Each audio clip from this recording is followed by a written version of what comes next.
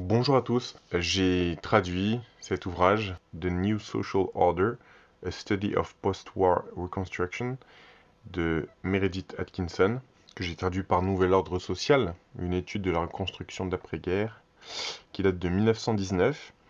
Et c'était une époque où on n'employait pas encore le terme de nouvel ordre mondial, sauf petite exception, celle de Samuel Zane Batten, qui date aussi de 1919, juste un petit peu après, et il me semble avant H.G. Wells. Bref, vous allez trouver des choses extrêmement intéressantes. C'est pour ça que je vous l'ai traduit.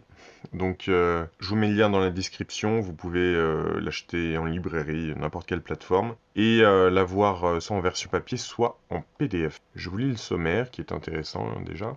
Partie 1, la némésis de l'histoire. Chapitre 1, l'incubus historique, les débris des âges, némésis dans l'évolution. Chapitre 2, nationalisme et impérialisme, liberté nationale et politique impériale, impérialisme et race soumise. Chapitre 3, la pathologie de la démocratie, progrès dans le gouvernement, parlement et politiciens, règles amateurs. Chapitre 4, propriété privée et services social, la distribution de la richesse, l'éthique de la propriété privée, l'intérêt personnel et le service social. Chapitre 5, l'agitation industrielle et les besoins des travailleurs, cause de l'agitation industrielle, syndicalisme et industrialisme. Les conditions sont différentes en Australie, entre guillemets. Parce que oui, ça parle aussi de tout le Commonwealth, c'est le nouvel ordre social aussi que voulait imposer à l'époque le Royaume-Uni à tout le Commonwealth, dont faisait partie l'Australie. Dont fait toujours partie l'Australie d'ailleurs. Chapitre 6, la guerre des classes. Y a-t-il une guerre des classes? La guerre des classes comme doctrine. Guerre des classes et tyrannie. Ensuite, bibliographie. Partie 2, les forces d'unité et de progrès. Chapitre 7, unité dans l'histoire. Chapitre 8, mouvement politique et économique vers l'unité, déjà à l'époque. Chapitre 9, normes de progrès.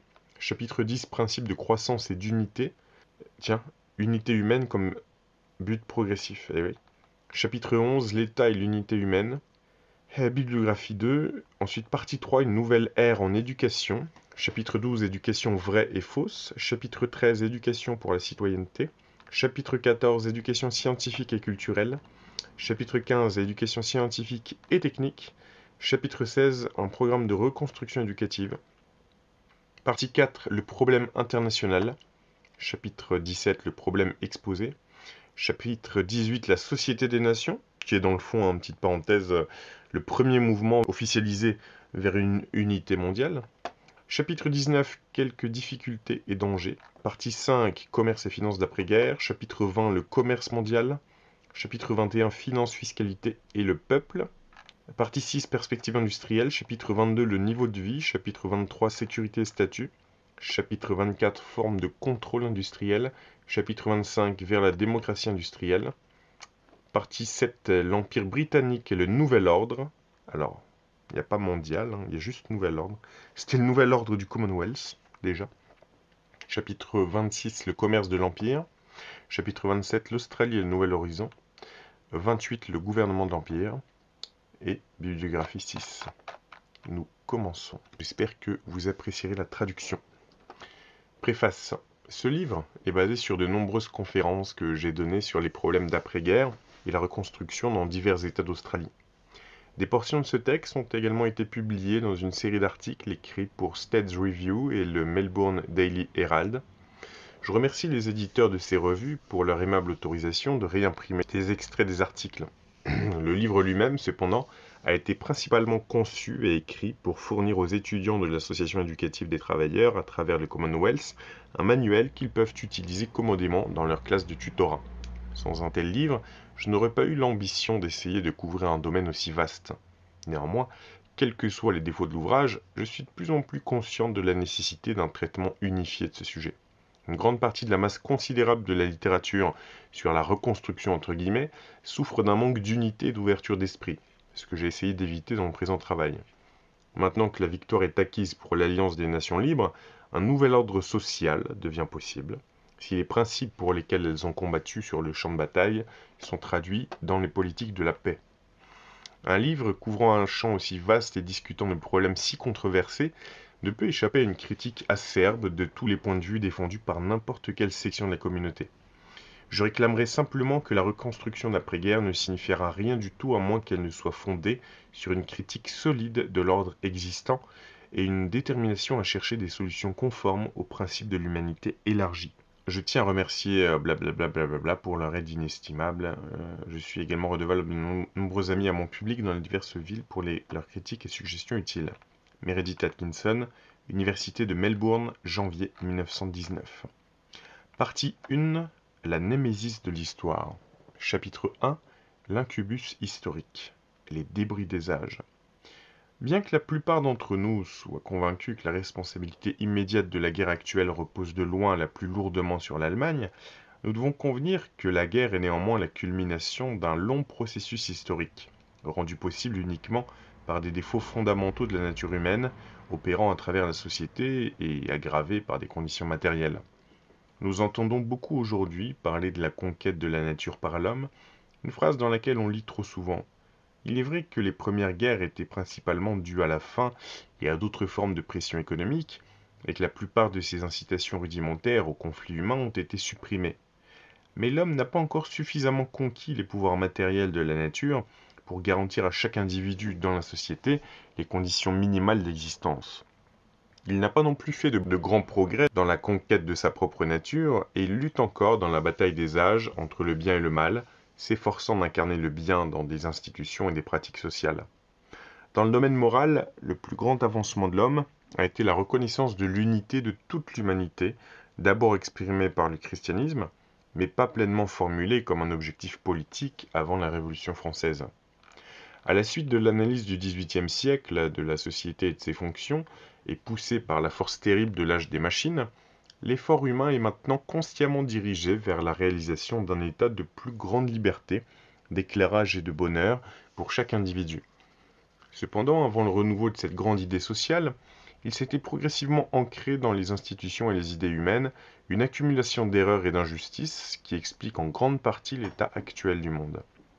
Nous acceptons la théorie moderne de l'évolution historique de l'homme, passant de la sauvagerie primitive à l'état civilisé.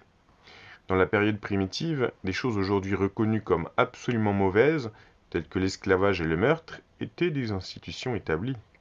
Progressivement, le champ des choses moralement interdites s'est élargi jusqu'à ce que les formes les plus basses d'erreurs et de crimes soient déclarées illégales. Pourtant, durant la plus grande partie de la période historique, les institutions et idées fondamentales ont été permises et sont en grande partie responsables de l'état actuel du monde. 2. Némésis dans l'évolution. L'homme primitif était si proche de l'animal que ses actions étaient principalement inspirées par les instincts de peur, de désir et de préservation de soi. Ainsi, lorsqu'il atteint l'agrégation de la tribu, sa société est communiste, pour les mêmes raisons qui le maintenaient individualiste dans une phase encore plus primitive. Mais avec l'avènement de la vie sédentaire, il est inévitable qu'il passe du communisme à la propriété privée. Ainsi, d'un coup, il fonde les débuts du progrès et de la civilisation et de la plupart des problèmes qui affligent le monde aujourd'hui. À partir de la restriction de la propriété aux décorations personnelles, aux esclaves et aux femmes, l'homme a étendu son champ à toutes les formes de richesse, sauf l'air et la mer. Les premiers dirigeants des communautés sédentaires, bien que souvent des guerriers, étaient principalement des hommes de grande richesse. Ainsi furent fondées des aristocraties, des oligarchies, des hiérarchies, des autocraties et des dynasties, perpétuant des castes et des nationalités. Les dirigeants n'étant anciens et médiévaux étaient la classe des propriétaires terriens. L'histoire des États est leur histoire, celle des conflits entre des hommes de pouvoir, avec le peuple commun en tant que pion, sur un échiquier, mais à peine considéré pour lui-même. Ainsi, chaque période historique a été caractérisée par une forme ou une autre d'esclavage, de servage, de militarisme, de nationalisme et d'impérialisme. Les États n'étaient que la force incarnée, utilisée par la classe dirigeante comme moteur pour l'exécution de ses ambitions ou de ses desseins. C'est parce que cette idée a été perpétuée dans des États autocratiques comme l'Allemagne et dans le système capitaliste du monde que la guerre actuelle est restée possible, alors que d'autres injustices de l'histoire avaient été suffisamment qualifiées pour donner espoir que nous avions vu la dernière grande guerre. Pour rendre les guerres impossibles, nous n'avions pas besoin d'attendre un monde parfait, mais nous devons au moins avoir au sein de toutes les nations les plus puissantes une stabilité sociale basée sur un contentement intérieur et une compréhension de la fraternité humaine. Même si nous abolissons l'autocratie et l'ambition dynastique, Les autres némésis de l'histoire entraîneraient inévitablement des malentendus et des conflits internationaux. Car quelle est l'histoire du XIXe siècle? C'est l'âge de l'industrialisme, de la concurrence impitoyable, modifiée mais peu par des réformes sociales, et chaque année plus forte avec son emprise sur les hommes et leurs conditions de vie. Ceux qui se déclarent encore pour le laisser faire, et ils sont nombreux, prennent sur eux une terrible responsabilité. La concurrence illimitée du XIXe siècle et le monopolisme commercial du XXe ont produit des conditions de vie et de travail dans les usines, les villes, les villages totalement dégradantes et cruelles pour la vaste majorité des travailleurs. Cela a entraîné non seulement la misère, mais aussi l'ignorance des masses. Cela a encouragé des notions perverties des fonctions de l'État, la division et l'hostilité entre les classes, la domination de la vie de la majorité par le nombre comparatif de ceux qui sont corrompus par la richesse excédentaire et le luxe. Les pouvoirs de la science et de l'organisation sont ainsi principalement consacrés à la création d'une forme d'industrialisme dans laquelle le travailleur moyen souffre d'un risque de famine bien plus grand que le laboureur du village au Moyen Âge. Son niveau de vie est bien plus élevé, mais ses chances de le maintenir sont bien moindres. La solution n'est pas de regretter un prétendu âge d'or caractérisé par des désagréments qui, pour le travailleur australien, serait une misère totale, mais plutôt d'appliquer consciemment tous les pouvoirs de notre organisation et la force de notre idéalisme social pour élever l'ensemble du niveau de civilisation et garantir qu'aucun citoyen indigne ne soit en danger de tomber en dessous de ce niveau. Notre espoir réside dans l'augmentation remarquable des tendances à l'unité et à la paix, longtemps à l'œuvre dans la société. Il y a une tendresse croissante manifestée partout dans les soins apportés aux femmes et aux enfants, la diminution des préjugés sociaux et de l'intolérance, une plus grande volonté d'instaurer des conditions justes pour tous les êtres humains. Tous ces mouvements seront examinés plus tard. À l'heure actuelle, cependant, nous devons garder à l'esprit principalement les dangers d'une reconstruction juste qui sont incarnés dans nos institutions défaillantes, nos traditions erronées, notre négligence de l'éducation et la nature humaine égoïste. Chapitre 2: Nationalisme et impérialisme. Liberté nationale et politique impériale. Sur aucune question les Alliés n'ont été plus complètement unis que celle des droits des nationalités. Dans la violation de la neutralité belge et le traitement atroce infligé à ce malheureux pays, l'Allemagne a audacieusement défié le monde à un concours entre le droit de nationalité et le pouvoir de domination mondiale. Aux yeux de la plupart des gens, le concours était clairement celui entre la liberté nationale et l'impérialisme économique. D'un autre côté, il ne fait aucun doute que le nationalisme et l'impérialisme ont beaucoup en commun et sont en grande partie responsables de la continuité de conditions aussi malheureuses qui ont rendu la guerre possible.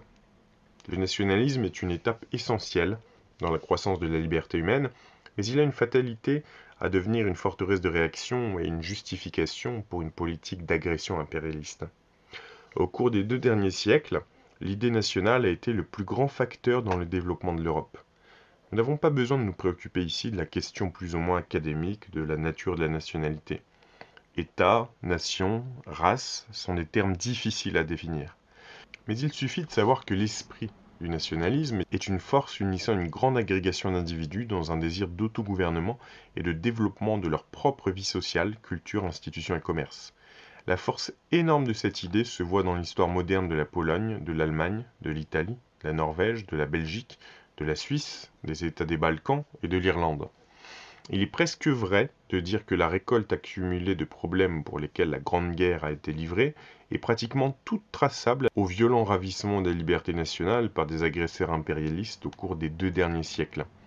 Le Congrès de Vienne en 1814, après avoir semblé promettre la fédération de l'Europe, fut après Napoléon, fut le triomphe de l'impérialisme, piétinant sans pitié l'idée de liberté nationale.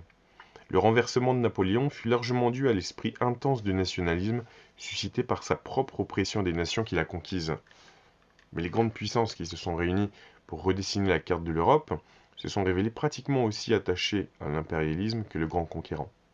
L'Allemagne et l'Italie ont été renvoyées au XVIIIe siècle, leurs espoirs nationaux en plein essor ont été presque anéantis. La Belgique a été unie à contre-cœur à la Hollande et la Norvège à la Suède.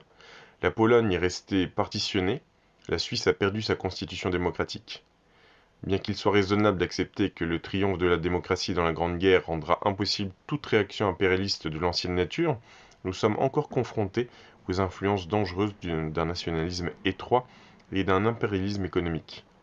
La liberté nationale ne peut être justifiée, et en effet exprimée, que par la foi et la pratique de l'internationalisme. Lord Acton et de nombreux autres historiens célèbres ont déploré les effets désastreux d'un nationalisme intense sur l'histoire du monde. Une nationalité réprimée cherchant la liberté est un danger constant pour l'humanité.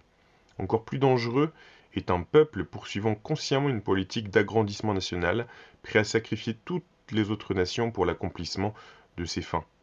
Un nationalisme légitime, cherchant à amener son propre pays à apporter sa pleine contribution au progrès du monde, est noblement exprimé par Mazzini dans Les Devoirs de l'homme. Oui, petite parenthèse, je pense qu'il parle de Mazzini, Giuseppe, qui avait écrit une lettre à Albert Pike. Je continue. Ô mes frères, aimez votre pays, notre pays et notre maison, la maison que Dieu nous a donnée, plaçant en elle une nombreuse famille qui nous aime et que nous aimons. Une famille avec laquelle nous sympathisons plus facilement et que nous comprenons plus rapidement que nous ne le faisons avec les autres, et qui, par le fait d'être centrée autour d'un lieu donné et de la nature homogène de ses éléments, est adaptée à une forme spéciale d'activité. En travaillant pour notre propre pays selon le bon principe, nous travaillons pour l'humanité. L'humanité est une vaste armée avançant à la conquête de terres inconnues, contre des ennemis à la fois puissants et astucieux. Les peuples sont les différents corps, les divisions de cette armée. Chacun d'eux a son poste qui lui est assigné et son opération spéciale à exécuter. Et la victoire commune dépend de l'exactitude avec laquelle ces opérations distinctes seront remplies. Ne perturbez pas l'ordre de bataille. Ne renoncez pas à la bannière que Dieu vous a donnée. Dites non pas je, mais nous. Que chacun d'entre vous s'efforce d'incarner son pays en lui-même. Que chacun d'entre vous se considère comme un garant responsable devant ses compatriotes et apprenne à gouverner ses actions de manière à faire aimer et respecter son pays à travers lui. Votre pays est le signe de la mission que Dieu vous a donnée à accomplir envers l'humanité. Les facultés et les forces de tous ses fils devraient être associées à l'accomplissement de cette mission. Ne nie jamais tes nations sœurs. Que ce soit à toi d'élever la vie de ton pays dans la beauté et la force, libre de toute peur servile ou doute sceptique, maintenant comme base le peuple, comme guide les conséquences des principes de sa foi religieuse, appliqués logiquement et énergiquement, sa force, la force unie de tous, son but, l'accomplissement de la mission qui lui a été donnée par Dieu. Et tant que tu es prêt à mourir pour l'humanité, la vie de ton pays sera immortelle. Si l'esprit national des peuples européens avait été ainsi en harmonie avec l'idéal plus large de l'humanité, les libertés nationales n'auraient été que l'expression, dans des limites pratiques, du même esprit qui cherche à construire une société des nations. Il est futile de déclamer contre le nationalisme alors que les âmes de tant de peuples errent à la recherche des corps dont elles ont été arrachées. L'esprit national est hostile à la paix lorsqu'une nation se sent injustement divisée ou asservie ou privée de l'opportunité de développer ses modes de vie caractéristiques. Dans de telles circonstances, il déclare inévitablement la guerre contre le statu quo et sera une source d'agitation tant qu'il n'aura pas obtenu unité et liberté. Dans l'exaltation de cet accomplissement, comme nous l'avons vu, une nation après l'autre a été tentée d'aspirer à la domination sur ses voisines et a ainsi continué d'être un danger pour la paix, même après que ses aspirations légitimes aient été satisfaites. Le véritable danger du nationalisme est sa tendance à se développer en chauvinisme ou en impérialisme agressif. Ce n'était pas un besoin national véritable qui a poussé l'Allemagne et ses alliés à conspirer contre les libertés d'autres nations. Bien qu'aucune des grandes puissances ne puisse être acquittée de l'accusation d'impérialisme, il y a indiscutablement une échelle de culpabilité. L'impérialisme qui provoque délibérément la guerre et piétine sans pitié les nations plus faibles ne peut certainement pas être attribué à la Grande-Bretagne. Les relations internationales ont longtemps été basées sur des idées qui justifient aux nations de saisir des avantages au détriment des autres. Mais il y a toute la différence du monde entre la poursuite éhontée et impitoyable d'un avantage national, dont l'histoire condamnera l'Allemagne, et la politique britannique d'exploitation des ressources des régions non développées de la Terre avec une juste considération pour les droits des races inférieures et la porte ouverte à toutes les nations. Néanmoins, nous sommes trop enclins à oublier que... Alors, est-ce que vous avez relevé quand même le paradoxe, hein? L'auteur se contredit. Il dit il y a quand même une différence entre l'Allemagne qui nanana et nous qui développons juste des régions non développées et qui sommes juste avec les races inférieures. Fin de la parenthèse. Néanmoins, donc, nous sommes trop enclins à oublier que nous avons nous-mêmes une politique d'impérialisme économique et que d'autres nations nous condamnent comme un peuple égoïste, commercial et impérialiste. Nous devrions bien garder cela à l'esprit lorsque nous jouons notre rôle dans l'établissement de la Société des Nations. Ramsay Muir, Nationalism and Internationalism, page 196. L'esprit du commercialisme a conduit à de nombreuses guerres provoquées par le désir d'accéder à ou de contrôler des marchés particuliers. Ce motif a été présent dans de nombreuses guerres que nous avons menées. Cela a peut-être été le motif prédominant chez nous, plus souvent que chez tout autre peuple. Depuis le moment où nous avons combattu pour renverser le monopole espagnol de l'Ouest tropical, jusqu'au moment où nous avons mené 2 guerres avec la Chine pour ouvrir les portes de ce vaste marché. Et il est impossible pour tout Anglais de nier que la guerre peut apporter de grands avantages commerciaux. Surtout le type de guerre qui conduit à l'ouverture de zones non développées ou qui amène des peuples arriérés en contact avec une civilisation plus avancée, et qui cause une augmentation à la fois de leurs besoins et de leur pouvoir de production. Ou alors, petite parenthèse, des zones avec des terres qui contiennent des minéraux, hein. Suivez mon regard. Fin de la parenthèse. Il est d'une grande nécessité de garder à l'esprit les différents types et qualités d'impérialisme, ce qui peut être encore souligné en rappelant les politiques des empires comme la Russie, l'Autriche et la Turquie.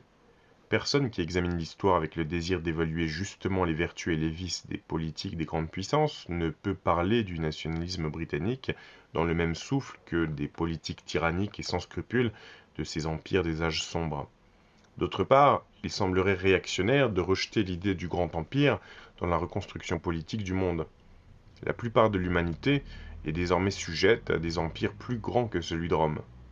Il sera sûrement plus facile de construire la société des nations sur de vastes agrégations de peuples que sur une multiplicité de petits États.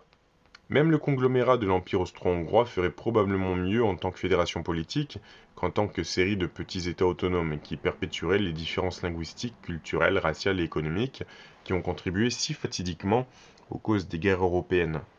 Le cri de autodétermination a tendance à devenir une obsession qui divisera davantage le monde face au besoin pressant d'effacer des frontières inutiles et dangereuses.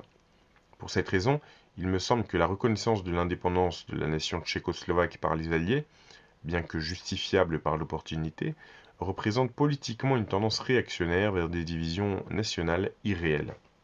2. Impérialisme et race soumise. Il y a peu de meilleurs tests de progrès dans le gouvernement que la manière dont les peuples occidentaux gouvernent les races soumises. L'homme civilisé a progressivement acquis la maîtrise de son environnement, de sorte qu'il peut déterminer les conditions de son propre bien-être physique et ses relations avec les hommes dans d'autres terres. L'arrivée des machines et les explorations qui ont relié l'Europe à l'Orient ancien et au Nouveau Monde de l'Ouest ont conduit à un échange de races qui a donné à la civilisation occidentale un pouvoir prépondérant sur l'humanité. Comment les nations ont-elles utilisé ce pouvoir? Malheureusement, nous devons répondre entièrement pour leurs propres désirs égoïstes.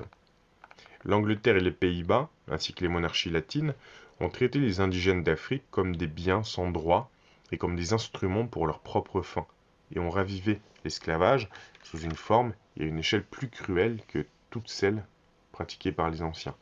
L'emploi d'esclaves sur leur propre sol a conduit à la ruine permanente du Portugal. Le commerce des esclaves avec l'Amérique était une source importante de richesse pour l'Angleterre, et le philosophe John Locke n'a pas hésité à y investir. Il n'y a aucune race européenne qui puisse se permettre de se souvenir de son premier contact avec les peuples soumis autrement qu'avec honte, et les tentatives d'évaluer leur degré relatif de culpabilité sont aussi vaines qu'elles sont odieuses. La question d'une réelle importance est de savoir dans quelle mesure ces différents États ont été capables de se purifier du poison et de s'élever à une réalisation plus élevée de leurs devoirs envers leur race, qu'ils étaient appelés à protéger par les exigences de leur propre civilisation supérieure. Le sort de cette civilisation elle-même dépendait de l'issue. Nous avons parcouru un long chemin depuis lors, mais nous avons encore plus de chemin à faire. La fraude et la malhonnêteté de notre système commercial s'imposent en grande partie aux peuples inférieurs. Par exemple, d'immenses quantités de tissus de calicot vendus à des nations semi-sauvages sont si maltraités avec de la pâte ou de la taille qu'elles deviennent sans valeur une fois lavées. D'innombrables exemples de fraudes similaires pourraient être donnés. Les usines en Inde présentent également des conditions qui sont une profonde honte pour nous tous. Nous devons reconnaître, si nous sommes honnêtes, la rapacité, la cruauté et la stupidité des sujets et des agents des puissances partitionnantes dans leurs relations avec les indigènes. L'impunité dont ces agents pouvaient jouir, le soutien qui leur était accordé par leur gouvernement et la réticence de toute puissance à intervenir ou à faire des remontrances. Les mêmes auteurs suggèrent que la Société des Nations devrait garantir les libertés des peuples primitifs sous la domination européenne en adoptant les garanties suivantes. 1. Protection des droits fonciers des indigènes et réserves suffisantes pour les indigènes. 2. Interdiction du travail forcé, sauf pour des services locaux définis et approuvés. 3. Restriction du travail contractuel. 4. Séparation complète de l'administration de l'exploitation. 5. Maintien et respect de l'autorité, de la loi et des coutumes tribales autant que possible. 6. Exclusion des boissons alcoolisées. Comme la plupart des autres autorités, il s'oppose à tout condominium ou autorité conjointe exercée par deux ou plusieurs puissances. Il semblerait plus pratique que la Société des Nations désigne des puissances particulières pour administrer en fiducie des territoires spécifiés sous la supervision d'un conseil pour les peuples primitifs élu par la société. Les ressources de ces territoires sont l'héritage de toute l'humanité et devraient être développées et contrôlées pour le bien général. Le gouvernement pour le bien des gouvernés est la seule politique légitime et morale. Aider les faibles avec notre force et devenir suffisamment forts pour s'aider eux-mêmes. Nous devons être les guides, les philosophes et les amis de tous ces peuples qui luttent faiblement pour franchir le seuil d'une civilisation plus radieuse. Il est trop tard maintenant pour demander pourquoi nous avons possédé tant de terres étrangères. Le laisser-faire n'offre aucune solution. La nécessité d'une intervention européenne humaine est désormais claire et sans aucun doute. Chaque solution alternative échoue dans la pratique. Se tenir à l'écart et ne rien faire sous prétexte que chaque peuple doit être libre de gérer ses propres affaires et que l'intervention est mauvaise, c'est répéter l'erreur tragique de l'école de Manchester dans le monde économique, qui protestait contre toute intervention de l'État pour protéger les travailleurs, de l'oppression et de la rapacité des employeurs au motif qu'il s'agissait d'une ingérence injustifiée dans la liberté du sujet et la liberté du commerce et de la concurrence. Empêcher les aventuriers d'entrer sur le territoire est impossible, à moins qu'il y ait une autorité civilisée en son sein pour les arrêter par l'intermédiaire de sa police. Fermer un peuple arriéré à tout contact avec le monde extérieur par une sorte de blocus n'est pas seulement impraticable, mais c'est artificiellement leur refuser les chances d'éducation et de progrès. L'établissement d'un véritable gouvernement par un peuple assez fort et assez libéral pour garantir la liberté sous la loi et la justice pour tous est la seule solution. Ils doivent entreprendre ce devoir, non pas par fierté de domination, ou parce qu'ils souhaitent exploiter leurs ressources, mais afin de les protéger à la fois de l'oppression et de la corruption, par des lois strictes et une organisation et une administration rigoureuse qui liera l'étranger tout comme le natif. Et ensuite, ils doivent progressivement développer, par l'éducation et l'exemple, la capacité chez les natifs à gérer leurs propres affaires. Chapitre 3. La pathologie de la démocratie. Progrès dans le gouvernement. Peu de gens doutent qu'un progrès merveilleux ait été réalisé dans ce domaine. La démocratie est considérée comme le dernier mot en matière de gouvernement. Mais même son histoire brève a exposé des défauts fondamentaux. La démocratie a sa propre pathologie particulière et nous avons tout à gagner en diagnostiquant ces maladies. Certes, nous avons progressé dans l'organisation du gouvernement et dans une meilleure reconnaissance de la contribution de chaque citoyen au bien de l'État, mais nous ne nous demandons que rarement quel type d'État nous devrions être citoyens ou si l'unité sociale que nous visons a la plus haute valeur morale. On suppose généralement qu'après cette guerre, il y aura une immense augmentation du gouvernement démocratique, en particulier dans les pays jusqu'alors autocratiques. Il y aura sans aucun doute un immense gain résultant de l'abolition de certaines des pires formes d'oppression et d'ambition égoïste. Mais nous ne devons pas supposer que parce qu'un peuple obtient l'autogouvernement, ou la capacité à se gouverner soi-même, il ne se trompera pas. Plus il y a de facilité pour que la volonté du peuple s'exprime, plus elle sera clairement exposée dans la législation et l'action collective. Mais il n'est en aucun cas impossible que sa volonté et son action puissent devenir complètement perverties. Au mieux, le peuple est un cheval noir. Les partisans actuels de l'action de masse peuvent à peine réaliser le monstre qu'ils invoquent. Nous entendons beaucoup parler de sagesse collective et de moralité collective, mais il est notoire que les foules sont beaucoup moins sages et beaucoup moins morales que les individus. La psychologie de la démocratie est toujours sujette à dégénérer en celle de la foule. Alors, petite parenthèse, Lesquels d'entre vous ont déjà lu est-ce que c'est Psychologie des foules ou des masses de Gustave Le Bon? Est-ce que vous pouvez dans les commentaires nous apporter votre éclairage si c'est le cas, parce que je ne l'ai pas encore lu, mais il me semble qu'il y a un rapport direct à faire, bien évidemment. Pour réussir à influencer une foule, il suffit de comprendre la nature de leurs passions et de leurs préjugés. La démocratie est encore jeune et en développement. Il n'existe pas de forme finale et absolue de machinerie démocratique. Tant que les peuples varient en tempérament, tradition, expérience, situation géographique et éducation, les formes dans lesquelles la démocratie exprime ses institutions et exerce ses fonctions doivent également varier. Le grand problème du gouvernement démocratique est d'établir des garanties adéquates sans sacrifier l'efficacité. Une longue expérience a montré que les législatures et les exécutifs n'interprètent pas et n'exécutent pas la volonté du peuple avec suffisamment de rapidité et de sincérité. Le peuple est parfaitement justifié dans sa méfiance et sa suspicion. Des garanties croissantes doivent donc être considérées comme essentielles. Même une augmentation excessive de l'utilisation du référendum, de l'initiative et du rappel, ainsi que l'adoption de cabinets élus, pourrait, dans de nombreuses situations, être la seule alternative à une trahison supplémentaire de la confiance du peuple. D'autre part, toutes les communautés doivent veiller à donner suffisamment de place à la personnalité et à l'initiative des législateurs et des ministres pour s'assurer que les meilleurs hommes chercheront à être élus. En résumé, chaque peuple doit à tout moment exercer une nuance délicate entre garantie et liberté. Tout en protégeant l'intérêt populaire, ils doivent faire confiance à leurs législateurs dans une mesure qui leur donnera une incitation à développer leurs meilleures capacités. Une expérience croissante résoudra seule ces problèmes mécaniques et en même temps développera cet esprit de communauté dans la citoyenneté et cette dévotion civique chez les dirigeants qui, en combinaison, peuvent être seuls fiables pour donner pleinement effet à la volonté d'un peuple éclairé. Parlement et politiciens. Les conditions dans lesquelles les élections sont menées encouragent, dans l'ensemble, un type de politicien plutôt inférieur. Oui. Cela est presque entièrement dû à l'intelligence et à l'éducation défectueuse de la démocratie. Rien n'est plus déprimant que d'entendre des sentiments et des opinions acclamés bruyamment que l'on sait être totalement immoraux et dégradants. La plupart des discours publics sont d'un ordre lamentablement pauvre, donnant rarement l'évidence d'un esprit informé et d'un étudiant assidu des affaires. La démocratie est facilement trompée.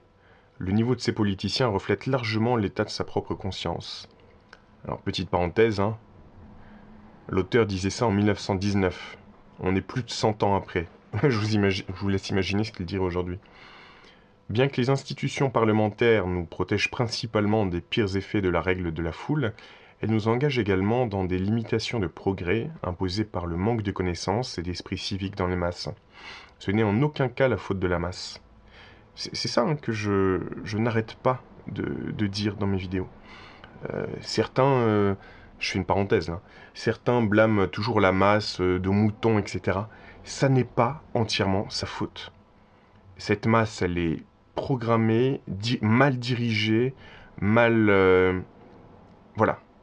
Je ne dis pas qu'il n'y a pas une part de responsabilité, mais quand le niveau de conscience est bas, il faut des bons dirigeants. Quand ce n'est pas le cas, ce n'est pas la faute de la masse. Voilà, point. Je continue. Ce sont les résidus de la débauche historique de la nature humaine à travers des siècles d'oppression. De même, il faudra des siècles pour faire évoluer la surrace, qui seule pourra faire de la démocratie le glorieux succès qu'elle mérite d'être. Donc surrace, race supérieure, enfin selon l'auteur. Mais ne nous laissons pas tromper quant au fait que nous sommes encore dans les jours de caverne de la démocratie. La condamnation généralisée des politiciens actuellement en cours en Australie est autant le reflet du jugement populaire qu'une critique de nos dirigeants élus. Pourtant, nous avons de bonnes raisons d'être insatisfaits de la majorité de nos politiciens.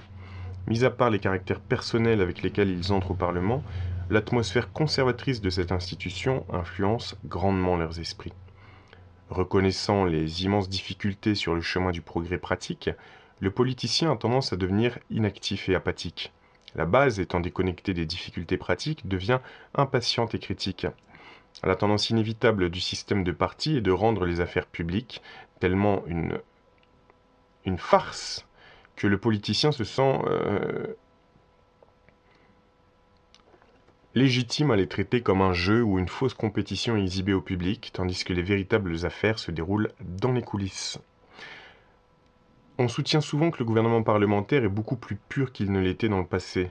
Les crudités de la corruption ancienne ont certainement disparu. Il n'y a plus de vente de circonscriptions pourries, plus de corruption ouverte ou d'achat de nominations. Mais la corruption est encore indéniablement répandue, bien qu'elle prenne des formes plus subtiles et à un degré difficile à déterminer. L'attente de récompenses et toutes les formes de patronage gouvernemental sont encore certainement le principal soutien du système de partis. Il y a aussi beaucoup de corruption dans la gestion des élections et des sélections. Il est notoire qu'un pourcentage négligeable d'électeurs participe activement à la sélection des candidats de partis. Cela conduit à une quantité énorme de petits trafics, corrompant les candidats dès le départ et trompant les électeurs. Il n'est pas étonnant que dans de telles conditions, les candidats soient souvent d'un matériel si pauvre. La plupart des discours électoraux sont d'un niveau lamentablement bas, mais la foule semble apparemment tout à fait satisfaite de ces débats. L'homme pratique et sévère demandera probablement quelle est la relation de tout cela avec les problèmes d'après-guerre. En fait, c'est le problème le plus sérieux de tous. Bien que je m'adresse aux questions matérielles de commerce, de finance et d'industrie, je soutiens très fermement que le problème fondamental est de savoir comment changer l'attitude d'esprit et le caractère des masses. C'est parce que nous avons accordé si peu d'attention à cet aspect de notre développement social que nos tentatives de solution ont été si partielles et insatisfaisantes.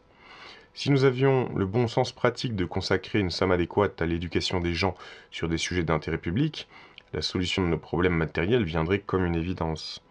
Mais nous sommes tellement avides d'un retour immédiat sur nos investissements nationaux que nous ne réalisons pas combien nous avons gaspillé sur le toit tout en laissant les fondations instables. 3. Règne des amateurs. Un défaut fondamental de la démocratie est qu'elle choisit ses dirigeants selon des critères éloignés des formes particulières d'excellence requises pour un gouvernement parfait. Petite parenthèse, des banquiers ou des choses comme ça. L'homme astucieux qui fait appel avec succès aux préjugés populaires, ou le sportif, ou le riche extravagant, ou le pote, est bien plus susceptible d'être élu que l'homme de pensée et d'action bien formé. Il y a une tendance croissante à discréditer même l'éducation et l'expérience spécialisée, en partie parce que l'acquisition d'un peu de connaissances a rendu l'atteinte d'une éducation élevée moins remarquable, mais surtout en raison du culte croissant de la simple égalité. Dans l'esprit populaire, il y a ce que l'on peut appeler une disposition à croire, non seulement qu'un homme est aussi bon qu'un autre, mais qu'il sait autant sur n'importe quelle question d'intérêt général. Le commerce moderne exige plus que jamais des compétences spécialisées. Pourtant, les affaires politiques les plus importantes de toutes sont entre les mains d'amateurs, souvent totalement ignorants des affaires de leur département. Les politiciens sous les anciens rois anglais étaient très bien formés. Pourtant, l'administration beaucoup plus technique de notre époque est confiée à des hommes absolument pas formés, voire incompétents. Encore plus amateur est l'électeur, dont la participation active à la politique est limitée aux crises appelées élections. Aristote excluait même les artisans et les agriculteurs de la citoyenneté parce que leur occupation les privait de loisirs et d'opportunités pour la réflexion et l'action politique. Aujourd'hui, nous sommes gouvernés par ces mêmes artisans et agriculteurs, les plus simples amateurs en politique. La justification d'un tel règne est bien sûr qu'il est exercé présumément, principalement à travers une aristocratie élue appelée Parlement. C'est le seul moyen adéquat contre l'oppression. 3. Le bon sens général et la bienveillance se sont trouvés dans l'histoire bien préférables à la richesse et à la culture en tant que protecteurs et dirigeants de l'humanité. Les aristocrates ont été testés et jugés insuffisants. Les plutocrates sont encore pires et les démocrates sont encore en jugement, sont encore en observation. La démocratie telle qu'elle est actuellement constituée n'en est qu'au premier stade de son évolution. Nous devons souffrir de l'ignorance de la masse parce que nous ne pouvons pas faire confiance à l'intellect de quelques-uns. Par là, nous perdons quelque chose, mais nous gagnons plus. L'erreur des plus nombreux de la masse consiste à revendiquer un degré d'excellence qui n'est pas le leur. Nous devons reconnaître qu'en renonçant à la règle par une véritable aristocratie, nous renonçons à quelque chose en termes d'efficacité, peut-être même en termes de moralité. Il est futile d'attendre de la conscience de la masse, d'une démocratie non éduquée, ni une vision profonde, ni une prévoyance aiguë. Le concours est toujours entre garantie et efficacité politique. À ce stade de la civilisation, nous ne pouvons pas atteindre les deux. En fait, nous ne pouvons pas espérer qu'ils se produisent ensemble jusqu'à ce que nous ayons une démocratie complètement cultivée, développée sur plan eugénique, vivant dans un système social juste. On ne peut voir aucun grand gain dans l'intelligence humaine net durant la période historique. Nous avons progressé par la diffusion d'idées plutôt que par une élévation de l'intellect.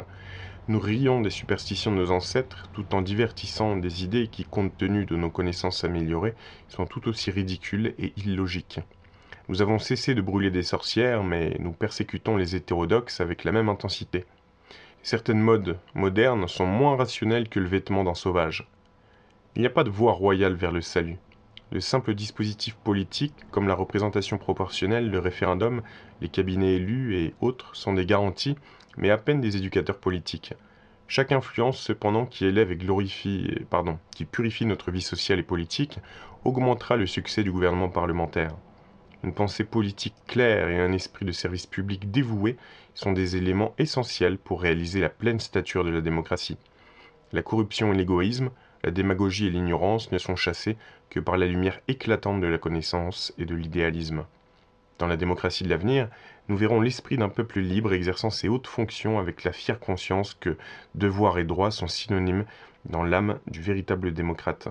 Il réalise ses devoirs dans l'ardente dévotion à la société, il trouve ses droits dans une contribution égale au progrès social de ses concitoyens. Voilà, ça sera la fin de la première partie de cette lecture. Peut-être que nous continuerons sur le chapitre 4, propriété privée, service social, la distribution de la richesse, si vous le souhaitez, et vous me dites. Quant à l'ouvrage qui fait au total 325 pages, vous pouvez le trouver dans le lien en description ou le QR code. Hein. Désolé d'utiliser ça, mais comme la plateforme m'interdit de mettre des liens, et ben voilà, c'est le seul moyen pour retrouver l'ouvrage. Je vous dis à très bientôt pour une nouvelle vidéo.